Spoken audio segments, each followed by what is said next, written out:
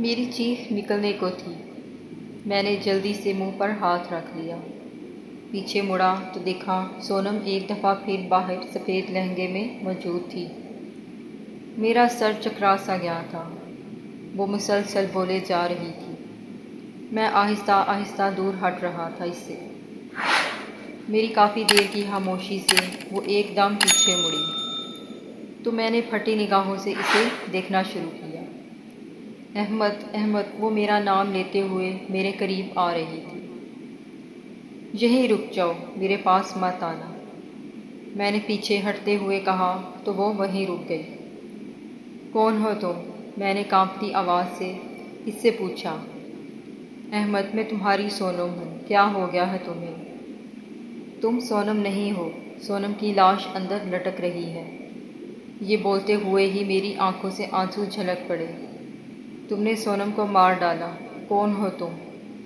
میں بہت زور سے چیخا تھا۔ اس بار میری آواز سے پوری حویلی گونج اٹھی تھی۔ احمد میری بات سنو، وہ میرے اور قریب آنے کو تھی۔ میں نے ہاتھ کے اشارے سے اسے وہیں روک دیا۔ ہاں، مار دیا سونم کو میں نے۔ اس کے چہرے پر غصہ دکھائی دے رہا تھا۔ اس کے ان الفاظوں نے میری جان ہی نکال دی۔ میں نے زمین پر گھٹنے ٹیک دیے اور اپنا سر جھکا کر زور سے رونے لگا۔ کیوں مارا تم نے سونم کو؟ اس نے تمہارا کیا بگاڑا تھا؟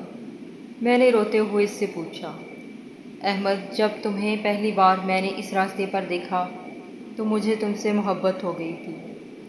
میں یوں ہی ٹہل رہی تھی دوپہر کو اور میں نے تمہیں جاتا دیکھا تو مجھے تم بہت پسند آ گئی۔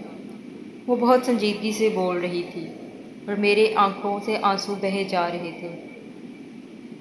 پھر ایک روز میں نے تمہارے راستے میں گلاب کا پھول رکھا۔ تم جب اسے اٹھانے لگے تو میں خود کو روک نہ پائی اور تمہارے کندھے پر ہاتھ رکھا، پر تب تم ڈر گئے تھے۔ پھر تم تھکے ہوئے بھی تھے اور اس درخت کے نیچے بیٹھ گئے۔ تب مجھے اور محبت ہونے لگی تم سے۔ جب تم سو چکے تھے نا، تمہارا سر اپنی گود میں لیا اور پیار کرنے لگی۔ میں نے تمہاری راہوں میں اتنے پھول بچھائے، احمد، اتنی محبت دی تمہیں، اور تم سے محبت اتنی ہو گئی کہ میری محبت کے چرچے ہر جگہ ہونے لگے۔ یہ بات جب بہت دور پھیل گئی تو مجھے جنات کی دنیا سے نکال دیا گیا۔ میں اس رات تم سے ملنے تمہارے گھر آئی تو تم سو رہے تھے۔ میں نے نہ چاہتے ہوئے بھی تمہیں اٹھایا تو تم ڈر گئے تھے۔ پھر وہ بولتے بولتے خاموش ہو گئے۔ میں پھٹی نگاہوں سے اسے دیکھ رہا تھا۔ تم نے سونم کو کیوں مارا؟ میں نے چیخ کر کہا۔ وہ میری محبت کے درمیان آ گئی تھی جو میں بالکل برداشت نہیں کر سکتی تھی۔ تم دونوں جب یہاں بیٹھ کر بات کرتے تھے میرے سینے پر خنجر چلتے تھے۔ میں یہ سب برداشت نہیں کر سکتی تھی۔ میں نے تمہارا روپ لیا اور اسے مار ڈالا۔ تم کون ہو؟ اصلی روپ ہے کیا تمہارا؟ میں نے اس کی طرف دیکھتے ہوئے کہا۔ احمد، میں اصلی روپ میں آئی تو تم ڈر جاؤ گے۔ جب تمہیں پتہ بھی تھا کہ میں تم سے ڈر جاؤں گا، تم نے پھر بھی میری سونم کو مار ڈالا۔ میری آنکھوں میں پھر سے آنسو آنے لگے۔ میں اپنے ہاتھ زمین پر مار رہا تھا۔ کوئی کانچ کا ٹکڑا میرے ہاتھ میں لگنے سے خون بہنے لگا۔ خون دیکھتے ہی وہ ایک دم لپکی میری طرف۔ احمد، وہیں رک جاؤ، پاس آنے کی ضرورت نہیں، میں نے اسے زمین سے اٹھتے ہوئے کہا اور الٹے پاؤں حویلی سے باہر جانے لگا۔ میں تم سے بدلہ ضرور لوں گا، تم نے میری زندگی برباد کی ہے۔ اتنا کہتے ہوئے میں حویلی سے باہر نکل آیا۔ میرے ہاتھ سے خون مسلسل جاری تھا اور میں رو رہا تھا۔ سارا راستہ روتے روتے کٹ گیا۔ گھر پہنچتے ہی امی نے ہاتھ سے خون بہتا ہوا دیکھا تو ایک دم میری طرف بھاگی۔ احمد، یہ کیسے ہوا؟ میری سرخ آنکھیں بتا رہی تھیں میں بہت رویا ہوں۔ کچھ نہیں، چوٹ لگی ہے بس۔ میں ہاتھ پر پٹی باندھتے ہی اپنے کمرے میں جا کر پھر سے رونے لگا۔ میرا سب کچھ چھن گیا تھا۔ مجھے سونم سے بہت محبت ہو گئی تھی۔ اس ظالم نے اسے مار ڈالا۔ رو رو کر تھک چکا تھا، میرے اندر بدلے کی آگ جل رہی تھی۔ میں نے اس سے بدلہ لینے کا فیصلہ کیا۔ اگلے ہی روز میں کالج کی بجائے ایک کتب خانے پر جا پہنچا۔ وہاں پر جنات کی بہت ساری کتابیں پڑھی تھیں۔ ہر کتاب میں ایک الگ سا طریقہ موجود تھا۔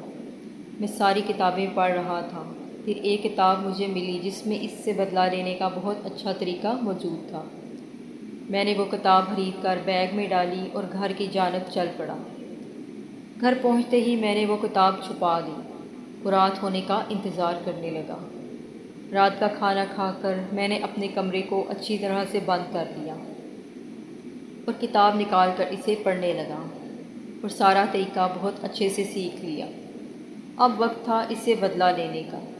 میں فل تیاری کے ساتھ گھر سے کالج کے لیے نکل پڑا۔ اب میں پرانی حویلی کے اسی راستے پر کھڑا ہوں۔ اتنا کہتے ہی بابا جی نے پرانی بوسیدہ سی ڈائری بند کر دی۔ میں جو یہ کہانی سن رہا تھا ایک دم چونکا۔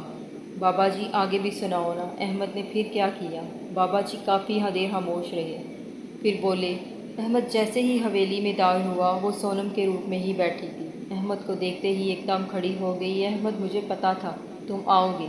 احمد نے اسے غصے سے دیکھتے ہوئے کلمات پڑھنے شروع کر دیے جو رات بھر اس نے یاد کیے تھے۔ احمد کے کلمات پڑھتے ہی اس کے جسم میں آگ لگ گئی اور وہ ایک بہت ناک شکل اختیار کر گئی۔